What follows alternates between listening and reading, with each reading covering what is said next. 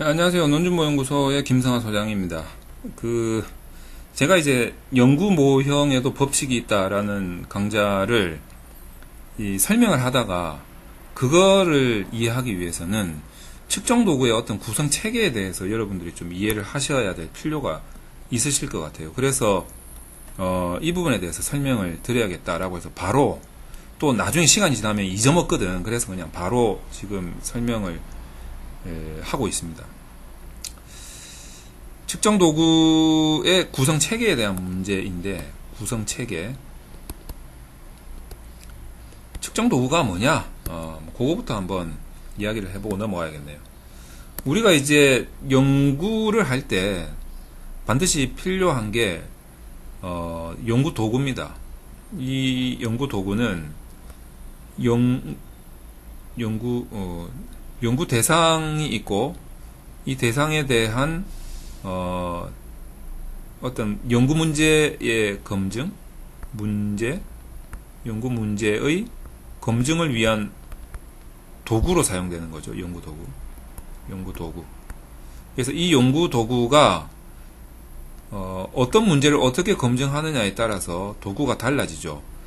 예를 들어서 자연과학에서 실험을 하겠다 이러면 이제 실험 도구가 필요할 거고, 그 다음에 설문지로 연구 대상들한테 설문조사를 하겠다라고 하면 연구 대상한테 뭔가를 측정을 해야 되니까,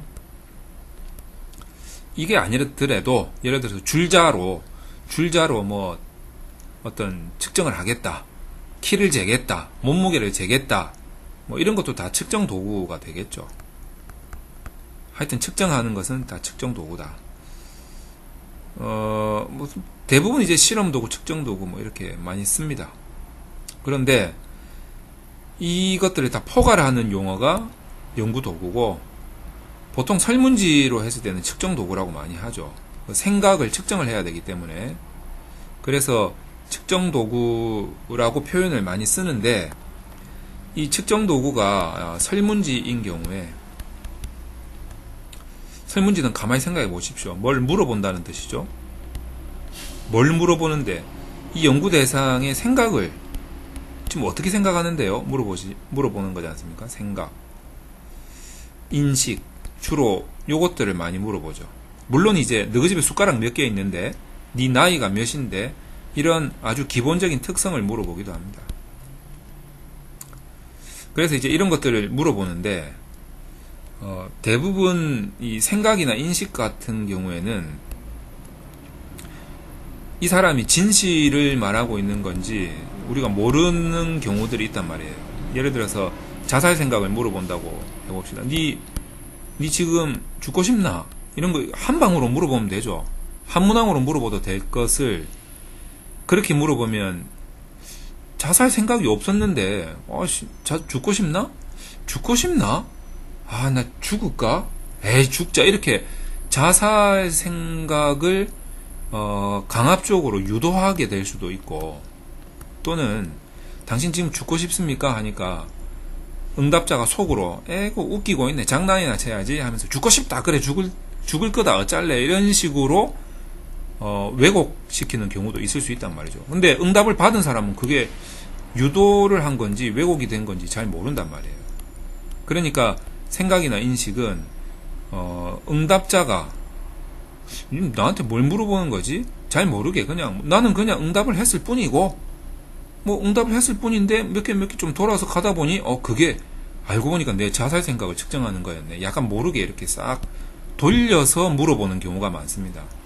돌려서 물어보려고 하니까, 니 죽고 싶나를 예를 들어서 니 하늘 보니까 뭐 어디 떠나고 싶나? 이렇게 한 문항으로 물어볼 수는 없잖아요.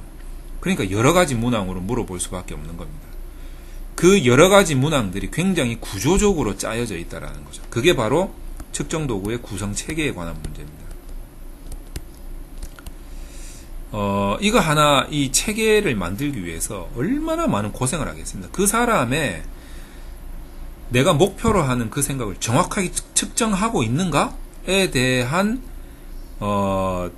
이 체계의 경우의 수가 어마어마하게 많겠죠. 그것들을 다 걸러서 필터링을 하고 어떤 게 타당하냐에 대한 타당성 문제를 검토를 하고, 그게 또 신뢰로운가에 대한 신뢰성 문제를 다 검토를 해서, 이거 하나가 논문입니다. 이거 하나 만들어내는 게 논문이죠. 그래서 우리가 이런 논문을 지표개발연구, 도구개발연구, 뭐 지수개발연구 이런 식으로 이제 뭐 개발연구로 많이 씁니다. 제목 자체가 이래요. 제목 자체가. 보통 보면 이제 석사 학위를 쓸 때는 너무 어려워서 잘 안 하고, 박사 논문을 쓴다거나, 박사도 어려워서 잘 못 하는데, 보통은 이제 어떤 연구소나 이런 데서 팀 프로젝트로 많이 개발을 하는 편이죠. 어쨌든 그렇게 해서 만들어내기 때문에 이 안에는 복잡한 타당성과 신뢰성이 확보된 복잡한 구성체계가 있습니다. 이 구성체계에도 좀 법칙이 있다라는 거죠. 그걸 이제 설명을 드리려고 하는 겁니다. 구성체계가 차원으로 일단 나타낼 수가 있습니다. 차원. 1차원일 수도 있고, 1차원일 수도 있고, 극단적인 경우지만, 2차원인 경우도 있고, 3차원인 경우도 있고, 4차원인 경우도 있습니다. 자, 요렇게. 자, 1차원인 경우는 어떤 경우냐면, 그냥 한 문항으로 딱 물어보고 끝이에요. 네 나이가 몇이고? 이렇게 물어보는 거. 나이. 이런 것들이에요. 네 성별이 뭐고? 이렇게 물어보는 겁니다. 나이, 성별, 이런 것들. 그냥 문항 하나로 끝내버리는 거. 자, 2차원은 어떤 거냐면, 만족도를, 이게 하나의 개념인데, 만족이란 무엇인가? 뭐 이런 것들이 이제 하나의 개념인데, 이 만족도를 측정하기 위해서 그냥 문항으로 한 3개 물어보는 거예요, 이렇게. 자, 그러면 제가 만족도라는 거를 네모를 쳤는데, 자, 연습에 의해서 네모를 치면 안 되겠죠. 그죠? 여긴 데이터가 없기 때문에, 자, 이런 연습을 좀 하자라는 거예요. 자, 이거는 뭐, 이렇게 네모를 쳤다고 해서 잘못됐다라는 게 아니고, 그냥 지금부터 연습을 한번 해보자라는 거죠, 이렇게. 자, 동그라미로 치면, 여기에는 데이터가 지금 없구나. 하나의 개념이구나. 그럼 데이터가 있는 거는 얘네들이구나. 그래서, 얘네들이 데이터가 쌓여서 결국에는 어째 해가지고 얘를 반영하는구나, 뭐 설명하는구나, 뭐 이런 식으로. 그래서 이제 이렇게 문항이 이제 앞으로 네모로 표현하는 거는 데이터가 들어온다는 겁니다. 데이터가. 자, 이렇게 구성이 되는 거죠. 2차원입니다. 3차원은, 자, 만족은 만족도인데, 이거를 한 번 더 요인을 둬서, 뭐에 대한 만족, 직무 만족이라 해서 상사에 대한 만족, 자, 동료에 대한 만족, 부하에 대한 만족, 자, 이렇게 두고, 상사에 대한 만족을 물어보는 문항을 또 두겠다라는 거예요. 이렇게. 동료도 이렇게 문항을 두고, 부하는 문항을 2개만 두고, 이런 식으로 이제 물어보겠다는 거죠. 자, 그렇게 되면, 데이터는 이쪽으로 들어오겠죠? 네모로 들어오겠죠? 그리고, 이 데이터들이 결국에는 뭐를 구성을 한다? 상사를 설명하고, 동료를 설명하고, 이제 반영한다라고 주로 많이 쓰는데, 그게 이제 구조방식 모형에서는 반영지표라고 이야기를 하거든요. 물론 이제 반영지표 말고도 조형지표라고도 있어요. 근데 이제 주로 이제 반영지표로 많이 개발이 되기 때문에 조형지표라는 단어도 알아놓으시면 편하죠. 이건 구조방식 모형 강의할 때 뭐 이제 나오는 설명입니다. 그 다음에 이제 얘네들 상사, 동료, 부하가 만족도를 이렇게 이제 구성을 또 하는 거죠. 자, 4차원이라는 거는 이제 더 골 때리는 겁니다. 만족도가 있는데, 자, 만족도라는 것이 있는데, 자, 이렇게 설명하는 것보다, 만족이라는 게 있는데, 근무에 대한 만족이 있고, 예를 들어서, 점심시간에 대한 만족, 복지라고 할까요? 복지에 대한 만족이 있다. 이렇게 너무 복잡하니까 2개만 합시다. 자, 근무 만족도가, 자, 상사, 동료, 그 다음에 부하 이렇게 있고, 복지가 뭐 예를 들어서 무슨 복지, 무슨 복지, 무슨 복지 이렇게 있고, 얘네들이 문항이 이렇게 있는 경우, 얘네들이 문항이 이렇게 있는 경우, 자, 요런 경우입니다. 그래서 데이터는 이쪽으로 들어오고,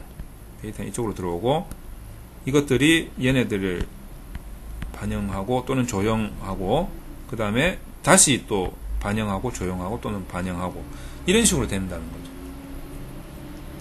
자, 그러면 자, 4차원을 쓰는 경우는 이게 조금 예를 들어서 여러분들이 이런 거를 개발하겠다라고 하면 뭐 어쩔 수는 없지만, 개발되어 있는 거를 여러분들이 이제 가져오겠다라고 하면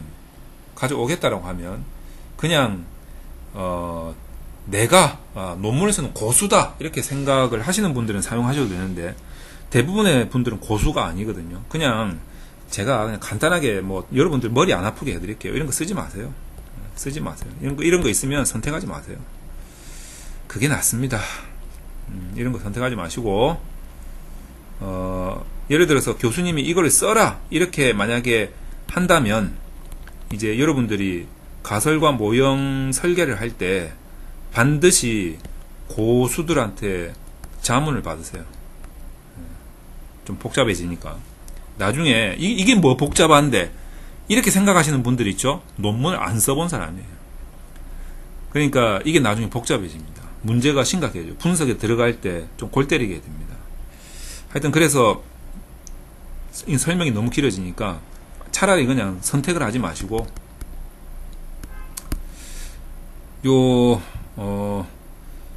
2차원으로 된 거 있죠. 2차원으로 된 거. 자, 요거를 선택을 한다. 요거를 선택한다. 아주 단순한 모형이면은 쓰세요. 근데 예를 들어서 어떤 거는 2차원이고 어떤 거는 3차원이고 이런 것들 섞은 다별량 구조를 만들겠다. 이렇게 되면 이것도 전문가한테 자문을 꼭 받으세요. 나중에 또 골치 아파집니다. 분석할 때도 어떤 문제들 막 여러 가지 생깁니다. 그러니까 제가 그냥 추천드리는 거는 독립변수, 뭐 매개변수, 뭐 종속변수 이런 것들 전부 다 나중에 이제 가설 적고 거기에 검증할 수 있는 측정 도구들 막 이제 선행 연구해서 찾아가지고 도구들 막 선정할 때 가급적이면 3차원으로 된 것들로 통일시켜 버리는 게 가장 편합니다. 그래서 이것을 전제로 해서 제가 설명을 좀 드리도록 할게요. 자, 요렇게 보면 이게 차원이죠. 그래서 이제 이게 1차원, 2차원, 3차원이 되는데, 자, 여기서 나중에 이제 요인 분석을 하게 됩니다. 요인 분석을 하게 되는데,